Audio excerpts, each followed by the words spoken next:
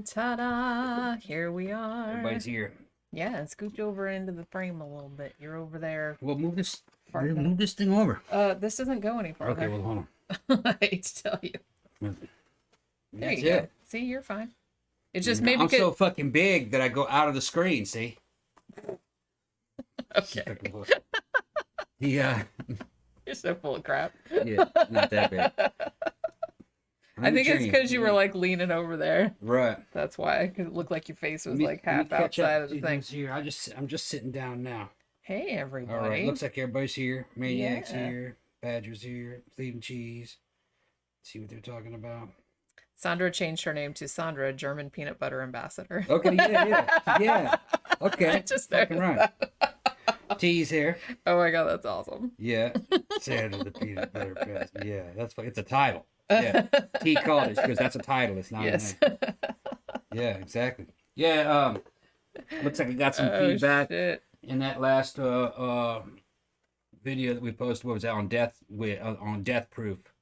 A couple people, including T, said they went and they saw Omega Man and said I was right about it. Omega Man was a fucking badass flick, and I responded to you guys' comments in there with T and everything. I sent the lyrics to a song about Omega Man and I Am Legends by White Zombie. It's called fucking I Am Legend.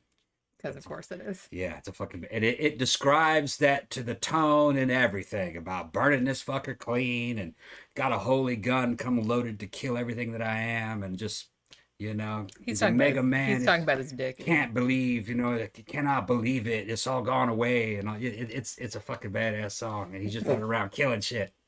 And they're just like him. They're monsters just like him. Yeah, it's good. It's a good song. I don't remember it. Like I like White Zombie, but I don't think I remember that song. I'd probably remember it if I heard it. Starts off with a kind of a mellow intro, which kind of I don't really like the intro that much. It's about a minute, and then it just goes into it. Fucking. Like it does. Yeah, cannot believe it. That kind of shit. Yeah. All right. Yeah. Well, that's fair enough. Run around burning shit up with gasoline and shooting stuff. Putting out fires with gasoline. No, he was fucking. That's that David Bowie. He was shining the body, whatever that means. I don't know if it's the body of his car or fucking shining the dead bodies that he was with gasoline. The dead bodies of the vampires that he was killing. Yeah. Shine the body, yeah. That's one of those phrases that, like, it sounds kind of cool, but then when you think about it, you're like, wait, what? That doesn't mean anything. No. Like I said, I just imagine somebody with, like skin kind of glowing like in Metropolis, and then they're just like waxing it. We just said, pour the gasoline, burn this fucker clean, shine the body. Yeah, fucking, So it's shiny because it's on fire. I guess so. Or just burning everything off of it, making it smooth. Fire's not shiny. Making it Fire's smooth. more glowy. Have you ever seen anybody set themselves on fire? Yeah, like not in person. And it pops off and fucking falls on the ground and it's standing there. Yeah, like a barbecue. Yeah, and it looks smooth. Yeah, it looks smooth for a second. That's probably what he's talking about. Sandra said, has anyone watched Stephen King's The Stand, the new version? I've totally forgotten about it. Wanted to see it already months ago. You know what? I remember hearing about it like a while back, and then I kind of forgot about it too. Huh. Man, there sure is a lot of like Stephen King shit out. I was looking the other day because I was looking on Amazon like for another book that I was ordering, and I didn't realize how many books Stephen fucking King has released since the last one that I've read. I'm like, bitch, I can't keep up with all of this stuff. Knock it off. He said he was gonna retire, and even like that was like, fuck man, that was like 15 or something years ago, and even then he said, yeah, after this book I'm gonna retire. I'm like, shut up, no you're not. And he didn't. He can't stop. It's a compulsion. Yeah, I get that. T said that Omega Man needs to be remade. It's a little dated, but it's still great for 71. I wouldn't change the story hardly at all. I would just update the practical effects and everything. You know what I mean? With all the car wrecks and running people over, and I'd just leave that shit, just practical effects, very little CG, make it kind of like Mad Max, real elemental. He doesn't talk much through it. I don't think they could do it today, not in today's Hollywood. It'd have to be like a really good, decent budget, independent film. That's the only way you could do it. Because it didn't have that many people in the movie. The cast isn't big. And they probably wouldn't like the message today But it still holds up, man. That message. Brittany says, my daughter is in 4th grade. She got told her story for school was too scary and she should write about happier stuff. She can write about scary stuff when she's older. Yeah. Okay. All right. That's about the age I started reading horror, though. It's not that weird. It's not that weird. And I was drawing monsters and shit like that when I was a little kid too. And I turned out okay. I got complained at too. And I got sent to the guidance counselor a few times. But like I said, I turned out all right. It's fine. It's fine. Yeah. All right, I'm busting out ciggies early because it's Wednesday. Yeah. Oh yeah, so Amanda's here. Yeah, I sent you a message about that shirt because I remembered you saying in the chat that you hadn't got a shirt for a long time, and I was like, "Huh, that's weird." And then today we got one back. Man, how many? We sent that like months ago. It must have been sitting in a dead letter office somewhere because that was like the last one. When did we send out the shirts with the Grim Reaper design on it? That was fucking ages ago, right? A couple months ago at least. Yeah, and it only just now came back today, and I was just like, what the fuck? And so I got your new address, I got the message, so I'll send you that one. And then we're gonna do new shirts too. I went and got the transparencies for the new shirts printed today. So we will probably make the screens tomorrow and Friday, and maybe we can start printing them this weekend. That would be good. No need for me to said I was quicker on the draw. Tom was quicker on the draw, but I don't really get the reference, bro. You're gonna have to clarify a little bit. Something to do with practical effects, baby? Yeah, I think that's why, because he said something like they should do it with practical effects. Well, I kind of feel like they should do most things with practical effects. And like I said, I'm not one of those crotchety like motherfuckers that's all like, oh, they should never use CGI for anything. I mean, obviously it's just a tool like anything else. But if your whole movie is CGI, then why don't you just make an animated movie? Omega Man has to be all practical effects because it has to look very gritty. And there's nothing out of the ordinary. It's a dude fighting a bunch of mutants in an abandoned there really city. Shouldn't need to be Should any be no CGI need for that shit. in it. Wrecking his car and busting open garages and trying to mess with fucking security systems that he had. There's no reason for any kind of practical effects. Yeah, he says I Am Legend would have been better with practical, in my humble opinion. Well, yeah, I agree with that. It would have been better with practical effects. It would have been better if the monsters talked like they did in the book. And that he was actually the last man on Earth. And if they hadn't fucked up the ending and be like, Will Smith saves the world, or however much it was. And I was just kind of like, lame, that's not what the book is like. And that like negates the whole point of that. They named it after the book, which none of the other adaptations did. Yeah. And then they made the ending like not even like the fucking point of the title. Fuck. Yeah, and that makes me so mad. Will Smith saving the Earth is not the meaning of Omega Man, because Neville, he was a scientist and a soldier. He created the damn virus that got out and killed everybody. He was a creator and a destroyer. He was God and the devil. He was the monster and the savior, depending on how you looked at it. Like Shiva. Yeah, exactly. The god of creation and destruction. Neville wasn't good. Which is a good he was god insane. But he did save the planet. He was part good and part evil. And it goes back fucking Cheston, or Charlton Heston, I call him Cheston. Cheston loved that role because it showed man as killer ape. And that's, it goes back to his thing with the Planet of the Apes. With the Planet of the Apes, yeah. You blew it up. Yeah. You have art and science and medical technology, and then there's bio-warfare and soldiers and fire and ignorance and religion and everything. Man is a killer ape. And that's the meaning of the movie. Sorry, somebody was talking about scones with clotted cream. Yeah. Or scones, if you want to call it. Those are fucking delicious. I even had some of those. Virgin Airlines used to have, way back in the day when you could fly. I don't know if you can still fly direct from Orlando to Gatwick Airport anymore, but you used to be able to. It was like an overnight flight. They had 2 of them a day. And that's the one I always used to take over there. And they used to have really nice, it was kind of expensive, but they had really nice food, like even in the cheap seats in the back. And for breakfast, they would always bring you scones with clotted cream and strawberry jam, and they were pretty fucking good. I mean, for airplane food, I'm not complaining. And I had some when I was over there too, like in some little restaurants and stuff. And man, those are so fucking good. Yeah. The weird thing about it though is that even though when I was in the UK, like a lot of the food is kind of fattening, like it is in the US, but I found myself like losing weight while I was over there, like without even trying to. Even though I felt like I was eating chips like every day, maybe because I was walking everywhere. I didn't have a car over there, and there was a train, so I just either just walked or took a train everywhere. So maybe that's why. I don't know. But I was like, oh, I'm getting thinner, like even though I'm eating all this super fattening food. How does that work? And I think and the portions were smaller too. No, I need an ashtray. Here, I have two. All right. I have two. Yeah, I can smoke these because there's no nicotine in these. Yeah, I got a couple more packs of those. I'm just finishing up this pack that I bought at the bar the other day. I haven't smoked in forever. I won't touch cigarettes, but this is just, you can smoke one and then you don't get a craving for another one, really. Yeah. It's pretty good. You just get, well, that's what I figured. They had like good reviews and stuff, and I was like, oh, maybe I'll try that out. Just because when I drink, I like to have a cigarette, you know. Kind of like vaping. And I can't vape anymore. It makes me cough too much. Vaping kind of lost its... I'll tell you what, man, it got me to stop smoking cigarettes. It did immediately. Yeah, immediately. Didn't pick one up. Which I didn't think that would happen. And you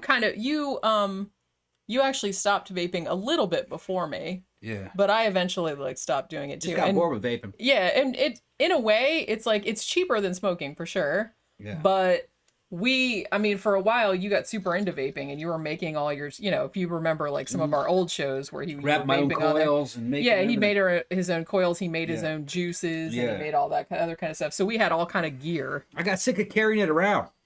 It is kind of a bitch. I mean, they have much littler ones nowadays because I'll burn that up in a few minutes. Because our friend Jen has one that she brings out, and it's really small. It's like, it's probably about the size of this, maybe like a little bit bigger. It's just like a lighter, so it's not like a big deal. Now, if you guys hear the doorbell, I'm waiting on delivery, so.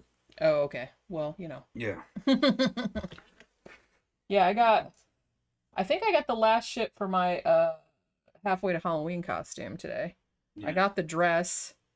I got the hair. I'm doing Bride of Frankenstein because I figured I had to buy the least shit to do that. Because I can do that with my own hair. I can just tease my own hair up. But I had got some white spray so I could spray the stripes. And I got a dress. I didn't want to get... Cause I dressed up as Bride of Frankenstein a long time ago. Like probably in the early 2000s. Because where I used to work, they had a Halloween party every year. And everybody went all out and they dressed up and came into work. And I did one back then. And I did a more accurate thing where it was just kind of like bandages and then it was just like a white shift dress over it. And that looked kind of cool, but I was just like, well, I don't really want to spend money on a white shift dress because I'm never going to wear that shit. So I got a dress that's white, but it's kind of like, it's gothy looking, you know what I mean? Yeah. And it has kind of like strings and shit. And then I have some white tights and maybe I could put bandages over it. And I have some like big clunky like black shoes that are kind of like Frankenstein shoes. Yeah. So that's what I'm going to wear. Yeah, T said that practical effects would be good. Better makeup for the zombies. No, not really zombies. The vampires. The what do they call them? The family. What, the Manson family? Or like like the Source family. That was still pretty good for 71. When I was a kid, it was pretty shocking when they took those glasses off, and they had those contact lenses in there. I was like, wow. Because those are hard to get back then. Now you can get them off the internet for nothing. Well, and back in the old days, too, I think. I don't know when they made the transition, but back in the old days, if you see some horror movies from back then, and you see, like, Christopher Lee, like, with the red eyes and stuff, those contact lenses were glass, and you could only wear them, and they were thick, and you could only wear them for, like, a couple minutes at a time before your eyes just started streaming. Another thing that tripped me out watching that as a kid is that when Richie, the little black kid, when he turned, remember that he was turning? And then they flipped him back, and then he says, "I can talk to family. We can all be together." And he goes back to City Hall where they all were, and he tried to talk them out of being what they were and to take the blood treatment that Neville came up with. Yeah. And you don't know what happened. Then Neville goes down there to rescue him, and they find him fucking hanging from. They crucified him. Yeah. And that was a kid. And in the 70s, in the American movies, you weren't supposed to be killing kids. Yeah, they did that in Europe. They're like, whatever, kill the kids. We don't give a shit. But American movies, they're like, don't kill the kids. And I must have saw this around 74, 75. Probably when I saw that movie, maybe 76. So I was, maybe 7 years old. But a little younger than Richie, I guess. But I saw that scene and I was like, oh man, they killed the kid. That You know could what I mean? be It's like, me. yeah, you're like, oh man, these motherfuckers are bad. Oh You know? no. Yeah, and they're like all satanic, and they're down in City Hall and making sense, and it's kind of like the Inquisition, and they're talking about mankind and his evil and his wheels and his machines, and You and your wheels. it must be destroyed, and you're a thing of the past, and shit was it was heavy, man. Tila's talking about it. Another good costume would be the vampire from Let's Scare Jessica to Death. Yeah, that actually would be a good. Nobody would know who you were, but that's never stopped me before. I also love that movie. So Tila, you have really, really good horror movie taste. Yeah. So one of the things I want to I get. wanted to say something though. What's that? The best vampire outfit I've seen recently was the Strigoi from fucking Blood Vessel. Well, yeah, that looked kick ass. Yeah. Well, and and he spoke Romanian and shit, and I can kind of understand it because Portuguese and Romanian are real close. I was, what the fuck is he talking about? And when his subtitles came up, it was all in that damn gothic fucking lettering. I loved that touch. And I was like, whoa. I love that they made the subtitles all gothic. Yeah, looking. and you know how a vampire works, but you don't know if you don't know what a Strigoi is. You're like, fucking, what is this thing? And the rules for a Strigoi was the original. A vampire was a ripoff They're of a the Strigoi. OG vampires. Yeah. They could have sex with the dead and breed with them. Think of that. So you could have, and then you could have living vampires and dead vampires, and then undead vampires, and then there were dead bodies involved in this shit. So you might have a vampire dad, and your mom might have been a corpse, and then you come out as a living, damn, half-dead vampire. It's all just kind of blurring. Which ensures that you're probably going to need some therapy at some point. Yeah, what the hell is fucking going on? I feel like that's an underrated, like an underappreciated kind of thing, which I think was why I liked Blood Vessel so much, because I'm like, now see, vampires are really played, but that's an angle that not a lot of movies do, so I really did appreciate that, actually. Yeah, and then like when they showed the Strigoi dad, when they show his sarcophagus and the carvings on the side, it made all kind. You're like, what the fuck is that, man? But it made sense when you know what a Strigoi is. Yeah. Him standing in there and all the fucking dead bodies reaching towards it, and it's like king of the dead and king of the undead, and then it was also a sorcerer. You're like, is it a psychic? What the fuck is? No, it's a goddamn sorcerer. Yeah, it's a witch. Like, magic powers. It's a witch. Yeah. Yeah, it has like all the best shit from from a vampire and a witch combined, and also a little bit of a werewolf too, and a zombie. Kind of. And a zombie, yeah. Depending on how you were born. All the monsters. Depending on who your parents were. Sure. Yeah. I mean, that's pretty rad. Yeah. Tila's asking favorite vampire movies. And I was going to say, easy, The Hunger. And then I see that Mango kind of beat me to it. Best female vampire of all time is Catherine Deneuve. Yeah, I agree with that. That's a good movie. I love that movie. And I still got a soft spot for Interview with a Vampire. I do as well. And I'm going back. I'll pull an Anne Rice on this. Like I said, when I first heard that Tom Cruise was going to be in it, I was like, nah, man, come on. Come on. Yeah. T brings up Blackula. Yeah, Blackula and Blackula Scream are both good. I love both of them. They need to be remade. I think I like the second. They're both good, but I think I like the second one slightly better because it has that voodoo angle, which, like I said, they don't make enough old school, like, Haitian voodoo movies. You know, a lot of people might scoff at this, but I really liked Eddie Murphy's vampire movie, Vampire in Brooklyn. I liked it. That actually held up really well. Yeah, I have it on Blu-ray. I remember not loving it when I first saw it, but we watched it again. Like, I was like, oh, that was much better than I remembered. I liked it when it came out. I saw it in the theater. I liked it too, but I didn't love it. I kind of forgot about it, and then I ordered it on Blu-ray and watched it again. It's great. It's great. Yeah. It's true to vampire lore. It's hard to beat Blackula, but it's right in there. You can tell that Eddie Murphy had seen the Blackula movies. Yeah. You know he saw those, so it's right there. I liked it. It was a lot better than Coming to America 2, which wasn't terrible. It wasn't terrible. It's just that it was PG. That needed to be R. It needed to be R. Yeah. I mean, the best thing about it, I thought, it had some good jokes in it. I think the best thing about it was like the production design and the costume design. The costumes are really good. I mean, I loved that shit. Oh, now they bring that Blade. Yeah, first two Blades. Third Blade, my friend was in it. It would suck, the third Blade.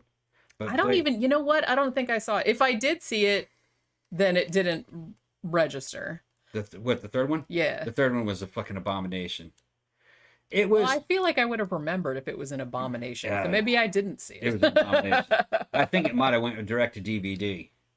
What it was is the director was trying to start his own series by kind of incorporating some kind of Van Helsing style vampire hunters in it. And so Blade was kind of like a side gig in that movie, and it was terrible. Yeah. But 1 and 2 were strong. They were real good movies. Yeah, It's time for another one of those, actually. Somebody up here just said Blumhouse is talking about redoing Blackula, which might be pretty good. I don't know. Yeah. Blumhouse is kind of hit or miss, but we'll see.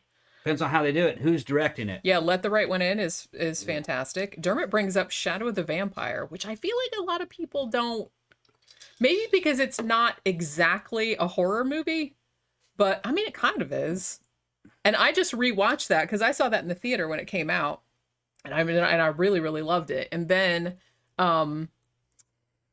I watched it again because I saw that it was on Tubi or something like that. I think I watched it again like a month or two ago, and I loved it even more at that time because I love silent movies. I love the whole fucking aesthetic of that. So you've never seen Shadow of the Vampire, have you? No, I don't think so. That's no. Willem Dafoe is in it, and John Malkovich is in it. It's basically about the making of Nosferatu. So John Malkovich plays F.W. Murnau, who was the director, and Willem Dafoe plays Max Schreck, the guy who played Nosferatu, or Orlok. And but the catch of the movie is that he is perhaps an actual vampire, and he starts killing members of the crew, and F.W. Murnau is just kind of like, well, we're cinema verite, we're making a movie here. So it's like he's just kind of like, he kind of made a deal with Max Schreck that's like, well, you can eat some of the minor members of the cast as long as this is a good movie. It's just kind of that kind of thing. It's like a dark comedy. Also, isn't Eddie Izzard is in it? I feel like he played like the main guy that was in. What, you okay? Yeah, I was thinking Klaus Kinski's fucking Nosferatu, though. Yeah. That was a good character. The movie was kind of slow, but it had some really good ideas, and it had a good tone to the movie. It had an ambience to it. But that was an interesting take on Nosferatu, because he wasn't cool at all. Not at all. Yeah. Not at all. Yeah, he was just like yucky and creepy. Nasty motherfucker. He was a plague. And when he showed up, plague went with him. And he was kind of pitiful. Yeah. So I thought that was a good take. I thought it was too. And that kind of goes back a little bit to the book, because in the book he was a little bit of kind of like a plague metaphor. Yeah. You know what I mean? Yeah, and he kind of talked a little bit. Oh, yeah. Yeah. Oh. Yeah. She would die and stuff, you know. And yeah, Mango's talking about the 1979 version with Frank Langella. I like that one too. Actually, we watched that one just a couple of weeks ago, I think. Yeah, we just watched that one. Yeah, I always really like that one too. And it's funny because I remember when I was a little kid, I saw that when I was maybe 9 or 10 years old. And that scene where they're down in the catacombs or whatever, like down in the caves, and Van Helsing finds Mina, who got turned into a vampire because they switched the characters, and it's a whole thing. But when she kind of comes up to him and they show her face, and she's all like kind of rotted with these weird like eyes that are like lit up and shit like that, and that fucking creeped me the fuck out. It scared me so much when I was a kid that I had the novelization of that book, and I had to skip past that picture because, you know, in the novelizations they had like in the middle part they had all the full color photos like from the movie. And I always had to skip over that because it weirded me out so much. T's bringing up Natasha Kinski and Cat People. Yeah. God, man, when I was a kid, when that movie came out, they were playing it on HBO. That woman could affect you when you were a boy.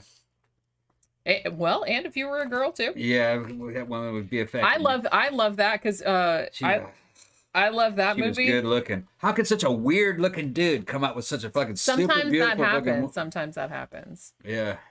Her and Princess Aura from fucking the Flash Gordon. From Flash Gordon. Yeah. What's that actress's name? Oh, I think she's Italian. Yeah, I can't remember now. God, man. In that red outfit and coming on to fucking Flash and shit. I was like, yeah, move aside, Flash. My fucking little skinny ass. Move aside, Flash. Let me fly with the ship. You know, just shit. That woman was fucking gorgeous. Yeah. I think she was Italian. I can't remember now. Czech or something. I thought she might have been Italian. You guys might remember who that was. Something like that. I can't remember. Her accent alone, and that big old, all that long black hair. I love all the fucking. But that's another. Flash Gordon is another one that I love. Yeah. the set designs. Yep. I loved The all way the it looked. costumes. I was like, if I had the money and I could design a house that looked like that, I would totally live in it. That was when Dino Studios, De Laurentiis Studios, that's when they had all this money. They were just spending so much fucking money on, on these movies that really, they did okay, but they didn't make huge returns. And that slowly went out of business. But it was a very ambitious studio. I liked a lot of I liked pretty much all the fucking cool Dino De Laurentiis. Well, they all had something interesting going on. Dune, even if they were failures, they were still interesting Conan to look at. Flash Gordon, and they were just great to look at. And I saw Flash Gordon in the theater twice when it came out. Loved it. And then when it came out, like on HBO, on CRT televisions that we had back then, it looked really bad. And a lot of people were kind of scoffed at it. But because I had seen it in the theater, I considered it to be like right there with Star Wars and, Empire Strikes Back. Yeah. I loved it. I was waiting for more of them. They never came, though. If you've never seen that movie on Blu-ray, on a good HD television like you have now, you will see how much attention to detail they paid. It looks beautiful. Absolutely fantastic. Beautiful movie. The costumes are perfect. Those are super, super expensive costumes. They look cheap on CRT TV. Well, everything kind of looked like ass. Yeah, it looked like ass. But when you see them on HD, in HD, they just look fucking great. The weave, the materials and everything, they were real, real expensive. And you couldn't look fucked up and be in a movie back then. I mean, everybody had a certain look. Fucking Max von Sydow was fucking knocked it out of the park. He just did he loved doing that role. And then the British guy who played Clytus, I want that costume. Well, we were talking going back years ago. You were gonna be Clytus, and I was gonna be Carla. General Carla. And I was just like, I was kind of great, man. I was kind of looking into, because we're like, man, if we go to like a horror convention, this was like years ago. It's like we should totally do that outfit. But then I was looking into how much it would cost to do Thousands. Because I was like, well, I want it to look awesome. It's gotta look just like that. And like I said, you can't see how cool those costumes look on VHS, but Blu-ray you can see it. Yeah. You can't attempt those outfits unless you go the high quality route, and all that shit was handmade and very, very expensive. Oh yeah. And General Carla's outfit had those little glass rods. What do they call those things? Yeah, they were almost like lucite or something like that. They were this kind of like iridescent. Yeah, it was black beads, and gold. Kind of. Yeah, they're not really beads though; they're rods. They were rods, or they were flat. Something. You can get them still. Yeah. But it was all in her collar. It's on this big, and it's all handmade. And they're wearing brass helmets, little brass helmets and hats, and what's his name? Clytus's mask is brass. Yeah. So you have to make that the right way. And there was a guy that made just that mask, and he wanted about $1,000 for that mask. Yeah. And that's how you have to go.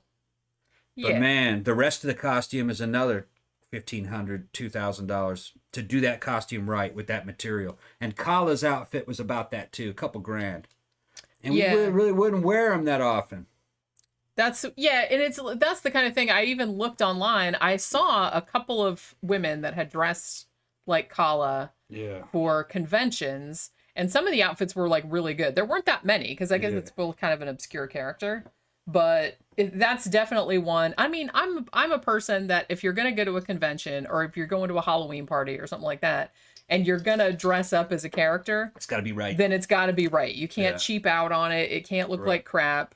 You can do your own take on it if you want, but I do kind of feel like you have to make it look as good as possible. What was great about that movie, though, was the moral aspects of it.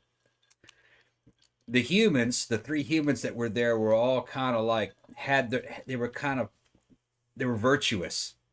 All the aliens were corrupt.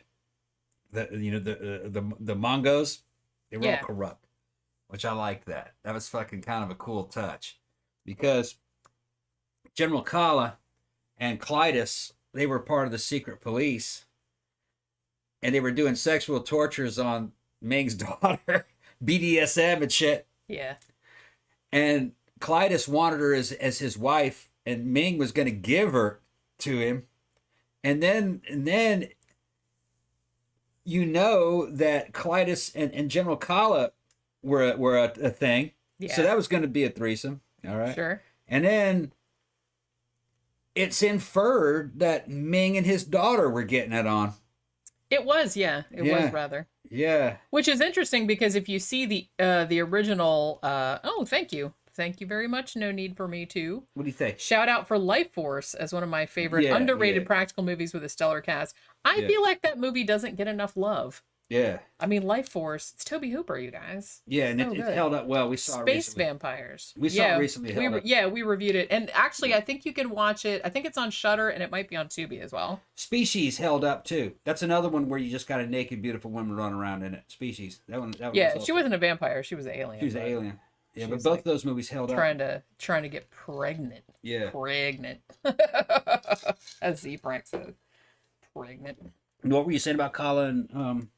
I don't remember. Okay. No, I was gonna say that if you see the original Flash Gordon serials, pre-Hays Code, they actually implied like some pretty dirty shit in that one, because you could get away with a lot more back then before the Hays Code came in. So I feel like some of that like weird incestuous stuff was implied back then too. Yeah.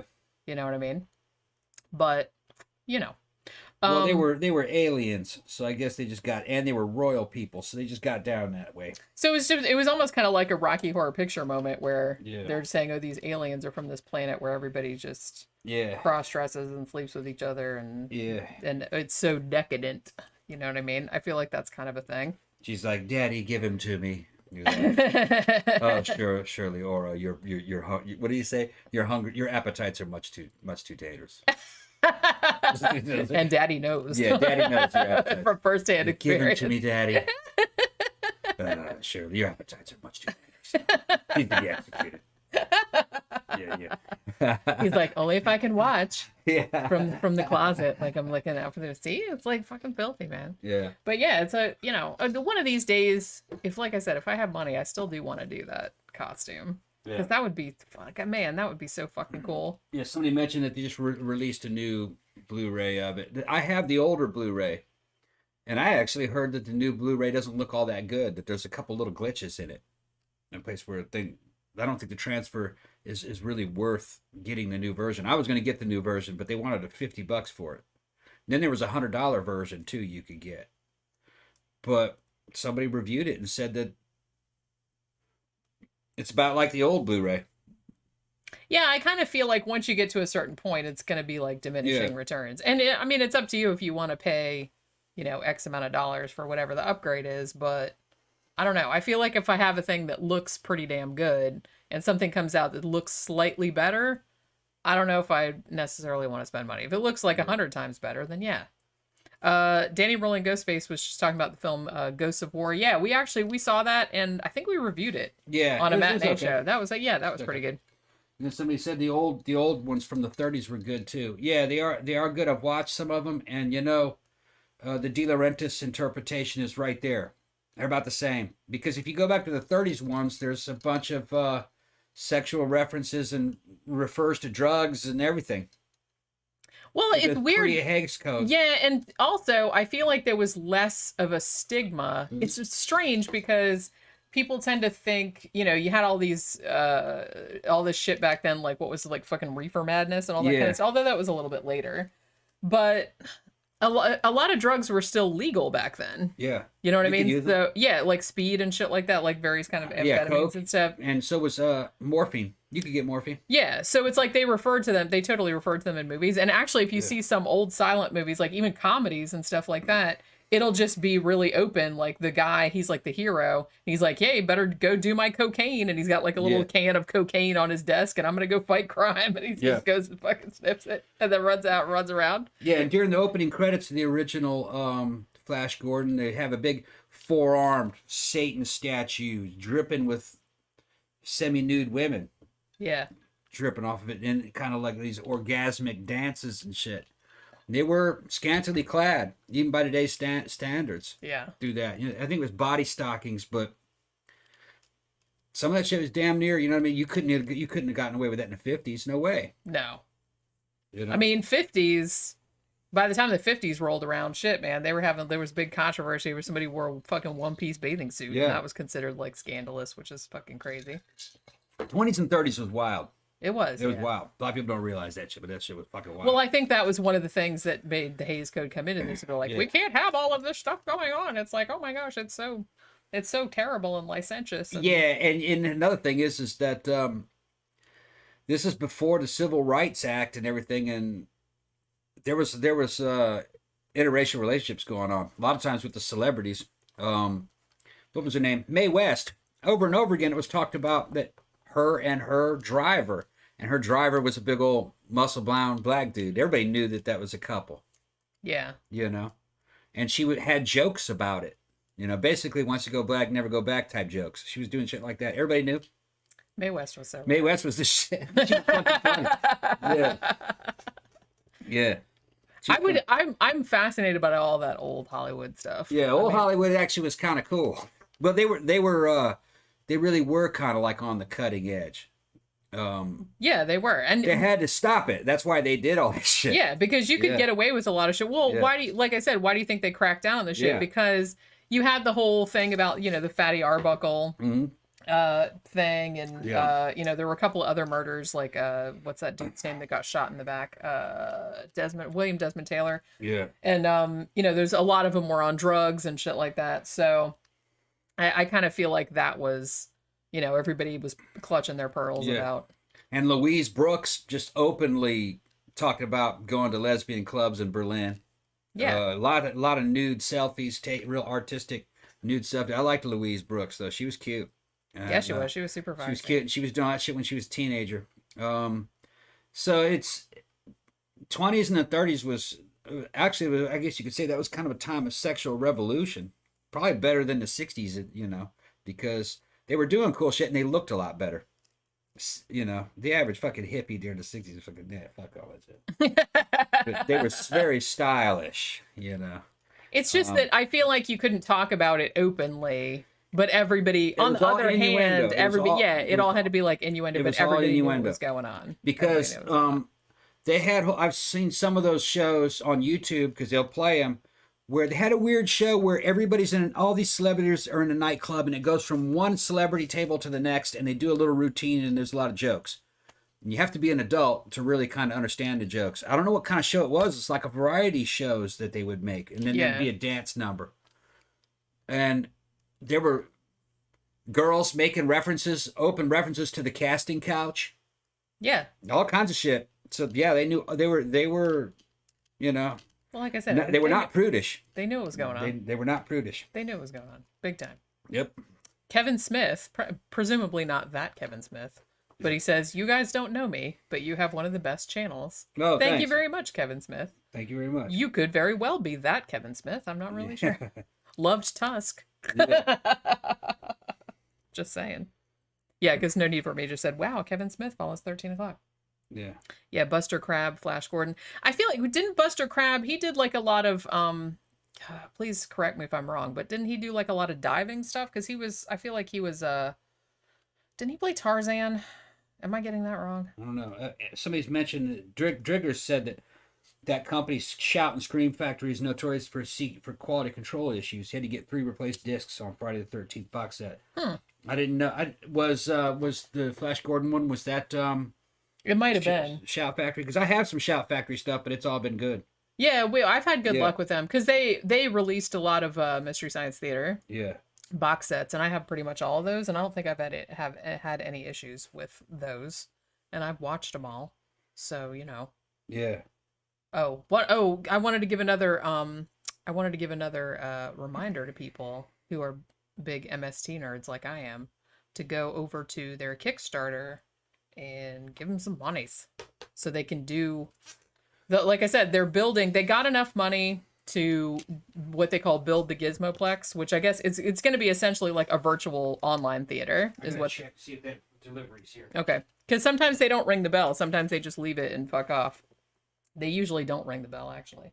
But yeah, so they're building like an online theater that they're going to have events, like virtual events.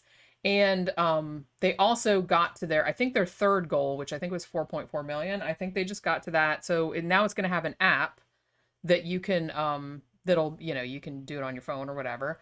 And so they're going to start doing like, I don't know, they're going to just start doing all these live events. I can't remember how many episodes they're up to now, but I think they have enough money to do 9 new episodes, if I'm not mistaken. So that's going to be really cool. And they have like a bunch of really cool rewards and shit. They hadn't brought anything? No, not yet, but I had to let Beige out. Beige says, keep that door open. And then you keep the door open, and then she gets to the door and slows down. Slows down. She's kind of an asshole like kind that. of like those motherfuckers that get on the goddamn crosswalk and they'll go fast until they get in front of your car, and then they start slowing down in front of your car. Just to be spiteful. Yeah, to be spiteful. I kind of feel like Beijing does it just to be spiteful, because that's kind of what she's like. Oh, you guys, speaking of cats, you remember I was talking about Path Kitty, that little dude cat that I see on the trail where I walk this morning? We found out what his name was. His name is Mr. McGuire. Yes. Mr. McGuire. When they told me, I laughed so hard because I'm like, yeah, that's he looks like a Mr. McGuire. I was thinking, because I was looking at his face one day and being like, I gotta call you something other than Path Kitty. It's like, and I was like, he looks kind of distinguished and serious. I said, you look like Mr. Theodore. That's what I thought. And you said he looked like a Conrad. Yeah, I thought his name was Conrad. It's like, he looks like a Conrad. Yeah. And I was like, yeah, he kind of looks like a Conrad too. But Mr. McGuire is also good. So now I can call him by his name. Well, we know where he lives, and they got money. So, Yeah, I was thinking one of those fucking rich-ass yuppie names, you know what I mean? His first name is Kent. Or his first name is Conrad. Man, when I was a kid, all these fucking rich kids that I fucking knew, man, they would give their yuppie-ass parents would give them these crazy names. And they were... Let me go get another drink. If you guys can still hear us, we're having technical issues. So we might have to start another one. I'm not really sure. I'm going to give it a couple minutes. Yeah. And see. It looks like the chat's still going, so maybe you can still hear us. But I might have to start a new stream. Shit. Shit. Oop. Did it come back? And does not. Well, maybe. I keep looking over at his shit, man, come on.